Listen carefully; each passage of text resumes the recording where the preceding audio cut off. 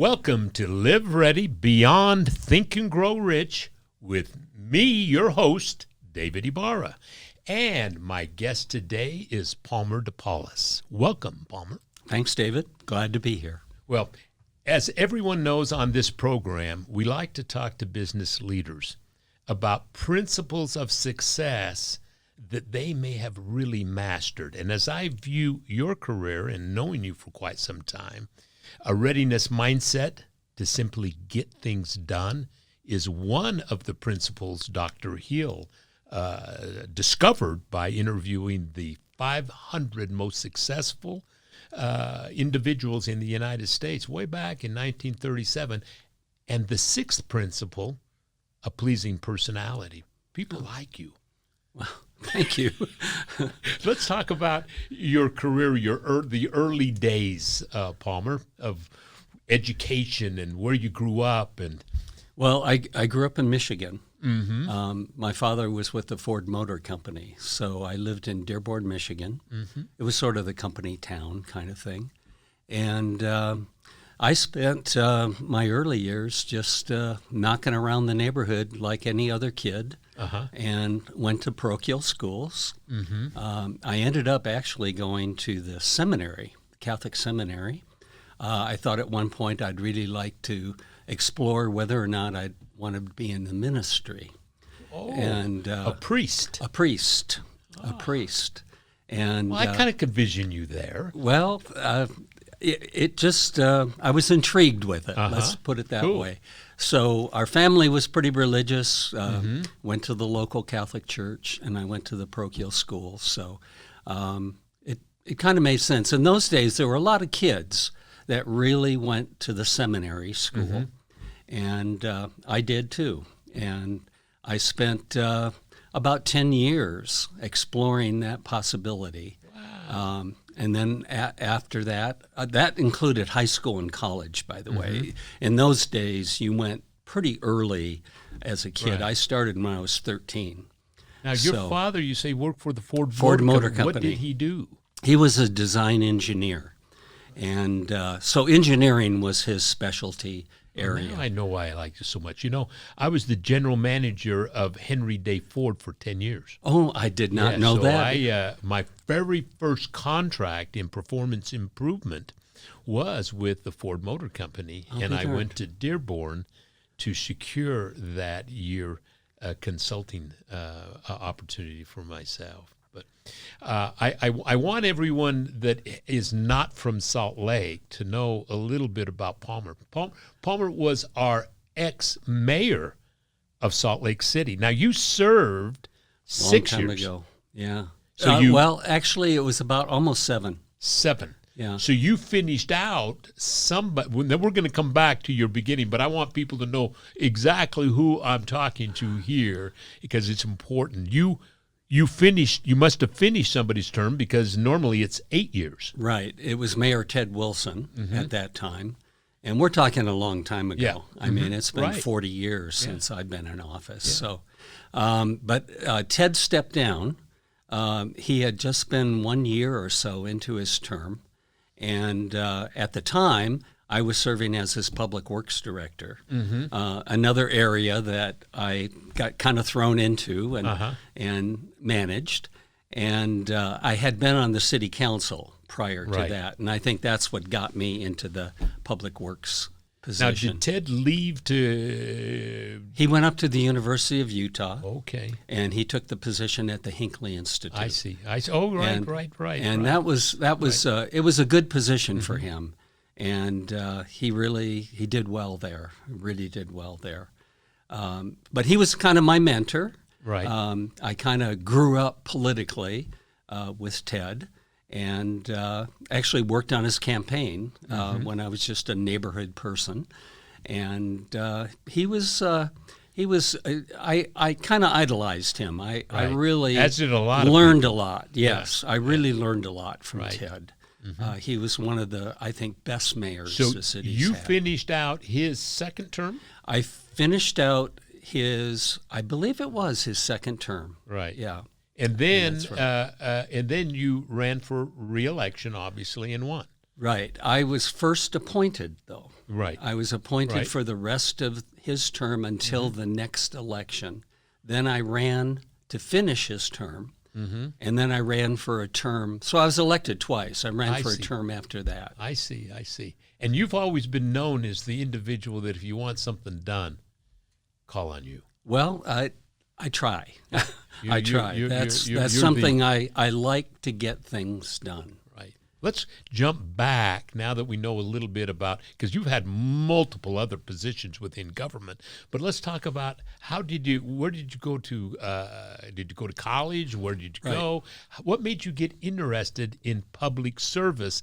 And how did you begin to gravitate as the reputation of the person that could get stuff done, that would put an action into motion, followed by another one in pursuit of achieving a desired end result?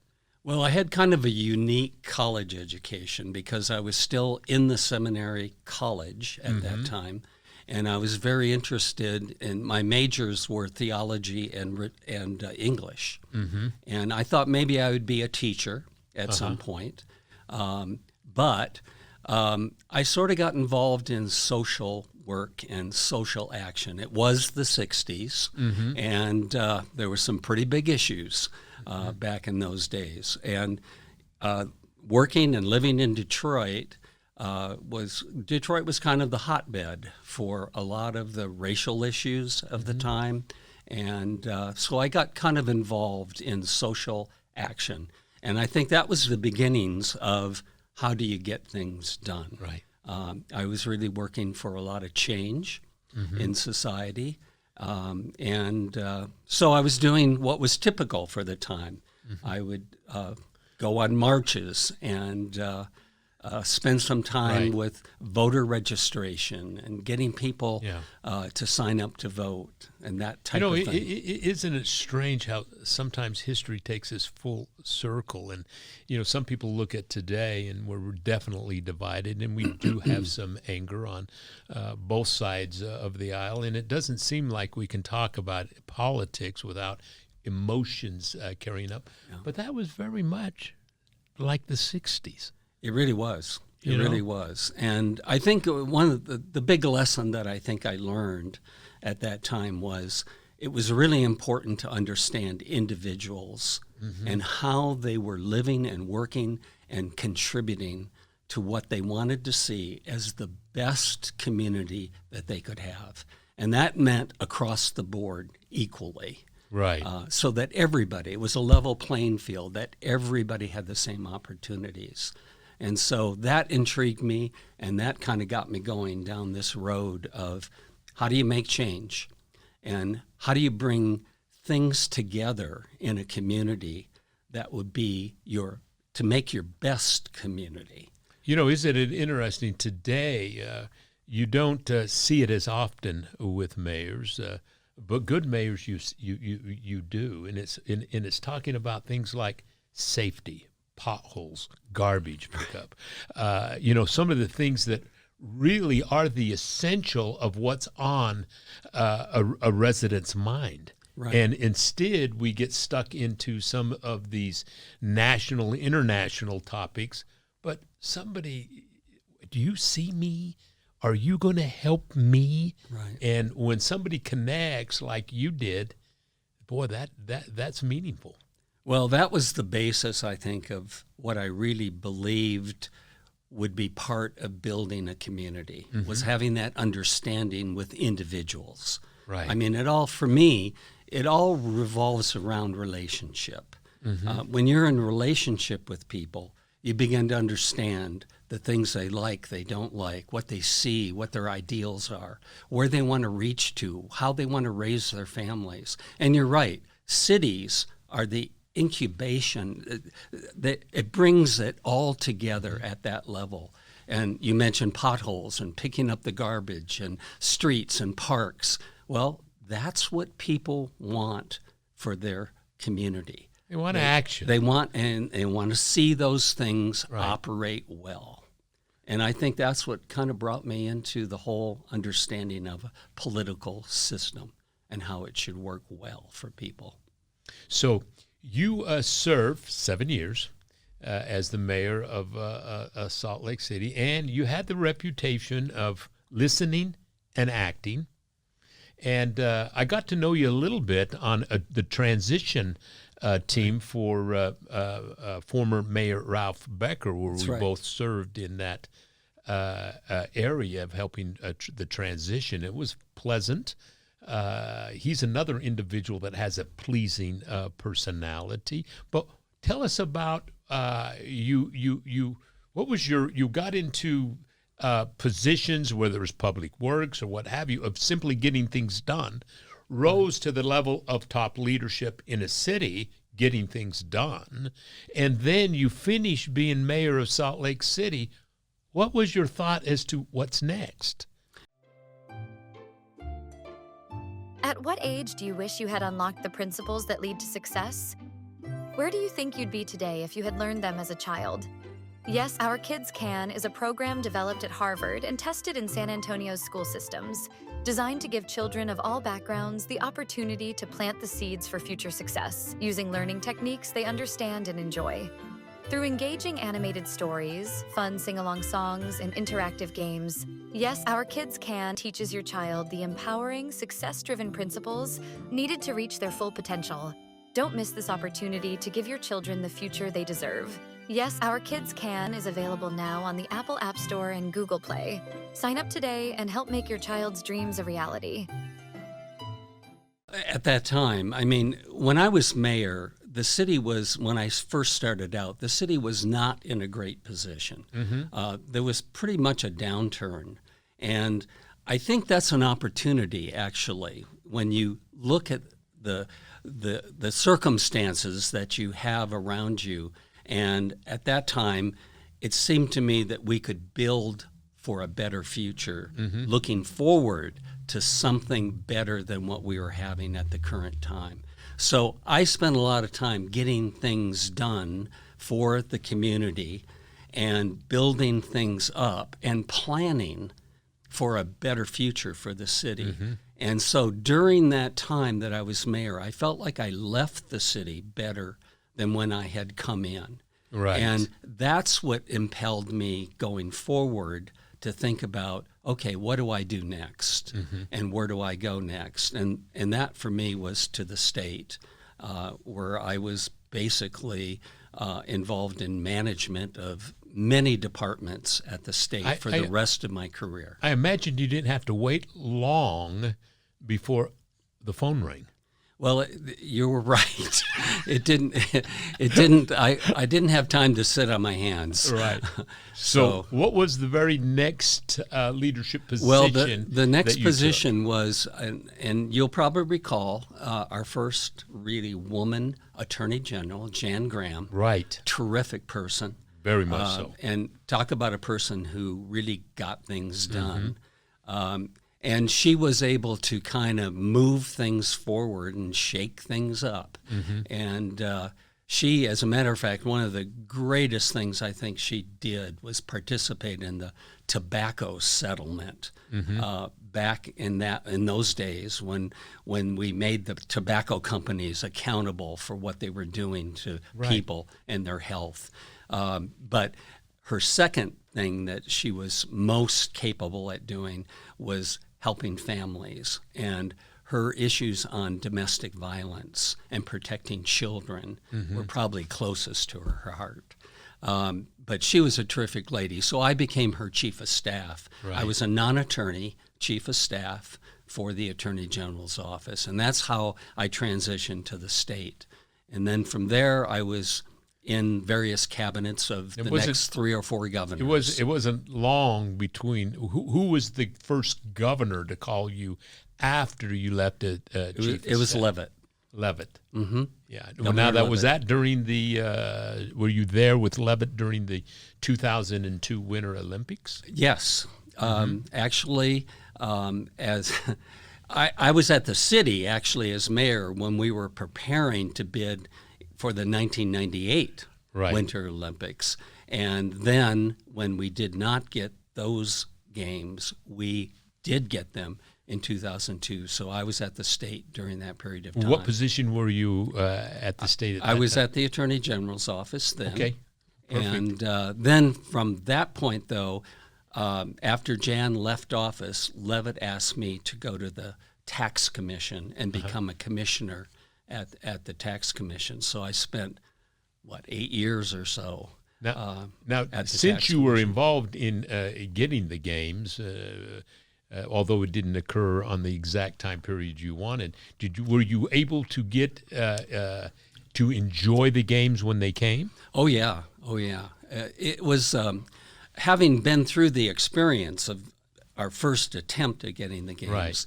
Right. I was called upon to participate in helping us get the games the second time around, and so I did participate in the whole endeavor and spent a lot of time actually when the games came. As you know, my brother Mickey Ibarra was the chair on behalf of That's right. the Clinton administration. He and Thurgood Marshall Jr.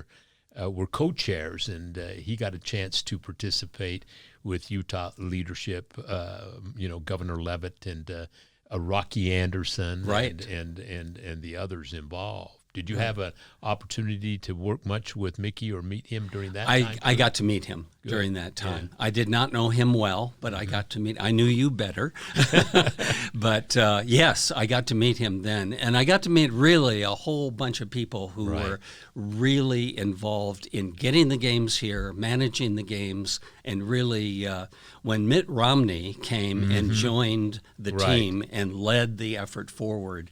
It was an incredible experience. Well, and it was him. interesting when we talk about the fourth principle of success to me is faith-based action.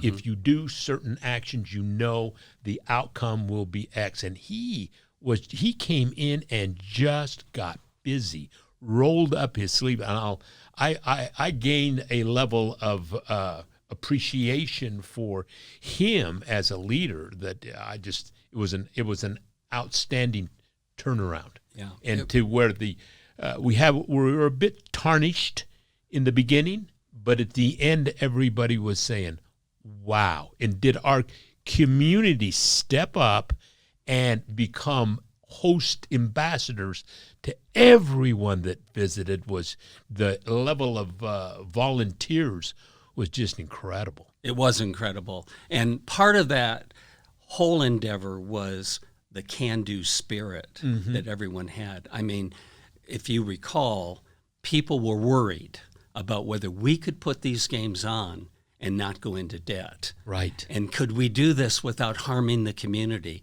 Could we do it without harming the environment?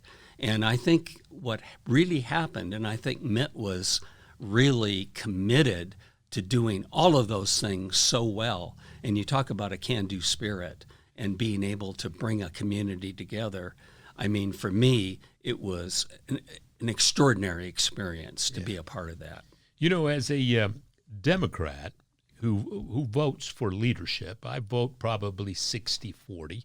I vote for the individual, not the party. And sometimes my party is angry with me because most of the time I vote for state elected officials for the leader because I'm really concerned about who is going to be in the position of governor, who is going to be in these different positions. But one of the things that I noticed with Mitt, and I very much was appreciative of his leadership.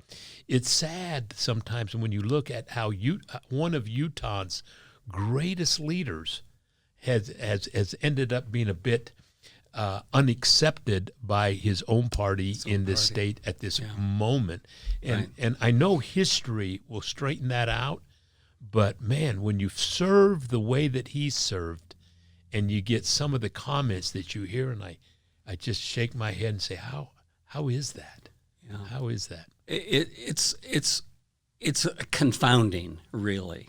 I mean, because that man has done so much for so many across this whole country. Absolutely. Not just here in Utah, but he's an incredible person. And like you were talking about, he gets things done. And I think that's why I voted for him as a Democrat, to be honest with you. Guess what? I don't tell this to very many, so I'll tell everybody now. I voted for him as a Democrat as well. Yeah. And if I wanted to hang out with someone, I would pick Barack. He's cool. Yeah. But at the time period we were in and the kind of skills and talents that Mitt brought to the table internationally and financially, I just felt like, oh, what a choice he would be.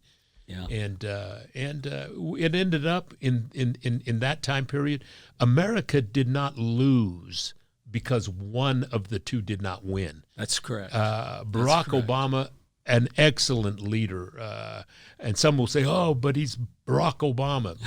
Mitt Romney, excellent leader. And it used to be a time that when the election was over, we didn't all feel like we had lost because our candidate didn't win. America would be just fine, and it will be again. I hope so. But isn't that what politics is really all about? About the people who can bring us together, Right. bring our better selves to the table, get things done, and look ahead to a brighter future for everyone across the board. That's what, to me, real politics is about. And Mitt was that kind of person. You know, one of the things that I really like to think about is Utah. Utah, we are different. You know, we've had one of the greatest economies for a long time. I look at Senator Adams and Speaker Schultz, and while they're on a different party, and we don't believe the same things, we can work on. I enjoy both of them. Just great human beings. You don't agree on everything, but we can certainly talk about things that affect our community, like our the terrible situation we're in with the number of people that are homeless, and this thing that began to affect the city about 15 years ago. Now, when I first decided that I was going to attempt to be the mayor for 4 years only, it was on that one issue I absolutely believed, and still do, that we can impact it greatly. Now, when I wanted to understand exactly what city government was doing about it, somebody handed me this report.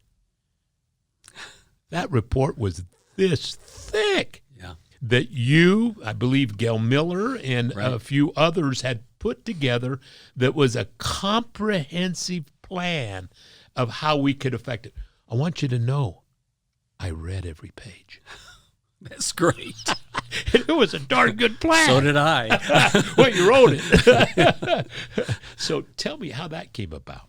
Well, it came about because, I don't know if you recall or not, but when I was actually in office, I was able to create and have the first really shelter for homeless people in Salt Lake City. Under Ted Wilson, and he did a magnificent job of handling this situation, but there wasn't a permanent shelter. And when I came along and we felt we needed to have a place to bring people in off the streets and try to get them redirected into a better place, we were able to bring the community together and put together the shelter, the first shelter we had, which was over on Rio Grande Street. Right. Fast forward through that whole period of time, and by the way, that was sort of a centralized facility. And it turned out, in my mind, to be great, to be able to do what we were able to do. But the centralized nature of it didn't really allow for individual people to be able to, because it's all different for each individual that are homeless on the street. But it didn't work out that each individual could have a plan and a way forward.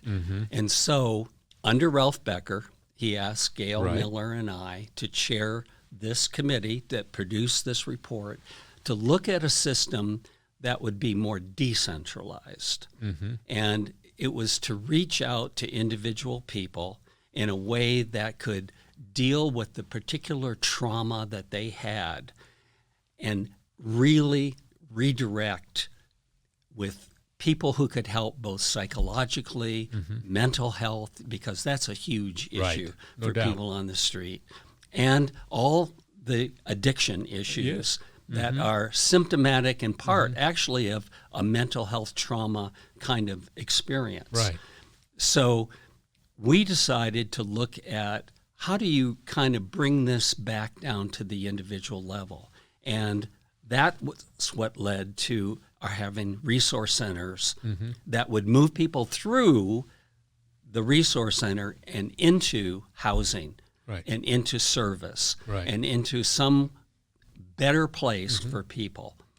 That system, unfortunately, did very well at the resource level, but the housing piece never got finished. Well, and two is that, certainly probably more than I do, but I believe that it never really ever occurred the way it was intended to occur, or a way that it was written. That's right. So because you build something and then you don't fund it, whether it was centralized or not, if you go to Haven for Hope in San Antonio, which I just got on planes and went and visited mayors that had a reputation that had solved it.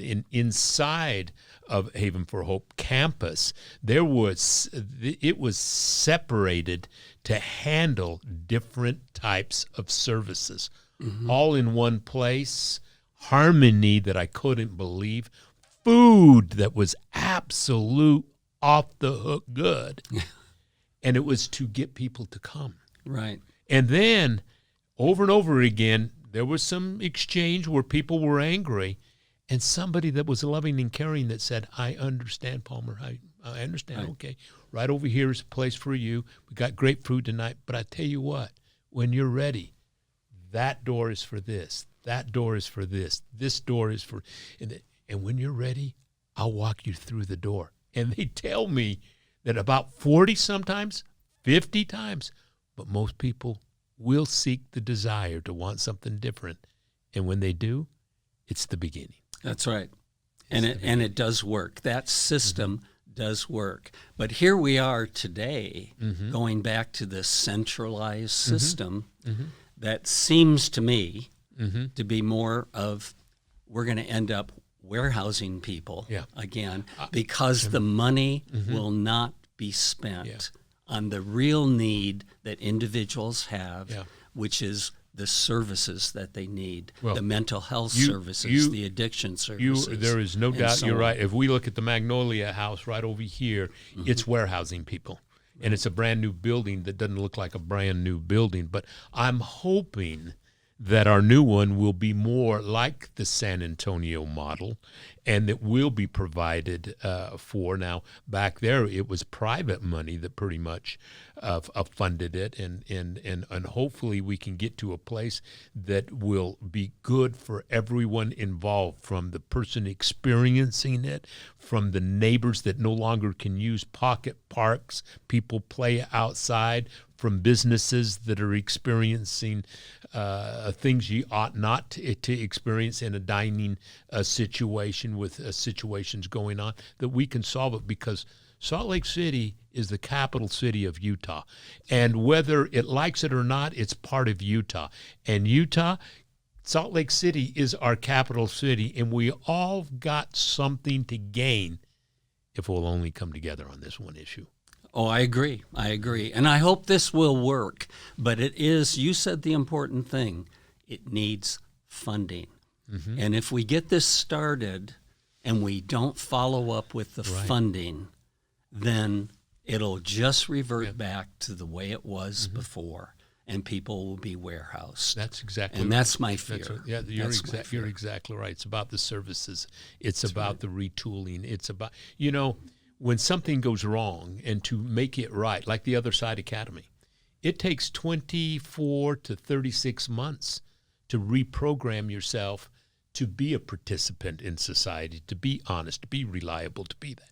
And you've got to start every day until it becomes a habit, and it can't be fixed by just warehousing somebody into four walls and them experience loneliness and depression that doesn't get addressed. Right. But again, it goes back to the individual, and how do you really connect in that relationship And how do you bring people together in a community to understand those relationships? You're right. And then pushing that forward, that's how you get things done. Well, I tell you, that report that you and Gail Miller put together, I remember reading it, and it wasn't an easy read, and it was a long read, but I spent about a week in the evenings because I really wanted to understand it, and then visiting other cities that had solved it and talked to people that had done it. But I wanted to bring it up because it made an impact on what I wanted to. That is one of my core initiatives for our cities. We've got to fix. Of all of the positions that you had, the 3 governors that you worked for, what position stands out and says, "Wow"? Well, I loved all the positions I had, and I think, helped move that each governor's agenda along, as well as my own, for my own personal leadership in that area. But I think above all, and this will surprise you, but I think the time that I spent at the Tax Commission was one of the high points of my career. And I'll tell you why. It's not because of the issue of taxes, Right. but it's really the fundamental basis upon which everything is built. Without the revenue, without the taxes, without the resource, nothing gets right. done. Mm-hmm. And to make that resource apply to people uniformly and fairly. Fairly is the word. Again, it's the level playing field. I think I really enjoyed seeing how the system, the nuts and bolts within the system itself, really worked to bring the revenue home to the legislature so that they could appropriate it to the needs of the state. Common sense. And it was really amazing to me to understand. It was like going inside the magic machine to see how government really works. And it was really something. And to see the dedicated people and the commissioners that I worked with, they were superb. Right. And they came from all areas of the state, at all levels of government, and yet they were able to bring this together. One of the things that I remember about you is, and great leaders, they understand that taxes came from somewhere. Yes, from people. And incompetency isn't, we'll just ask for a 19% increase in taxes. Right. We got to be competent in everything we do because we are using people's money. That's right. And we shouldn't take that lightly. No, you can't take it lightly. But what you said about fairness is absolutely essential. And we were the arbitrators, if you will, of making sure the fairness existed in the system. And learning how that worked, it was life-changing for me. Wow. It was an experience I'll never forget.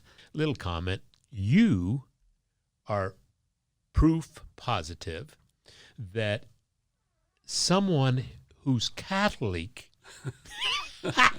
can prosper in Utah. And I am as well, since we're both Catholic. Yeah, it is surprising, but it's something I embrace and share. I want to give you a copy of my book, and thank you so much for being on our program today. And I tell you what, I certainly admire you and your level of service and your reputation of getting things done, taking action, and maintaining this sense of fairness in a pleasing personality. Thank you for being on our program. Thank you, David. I appreciate it.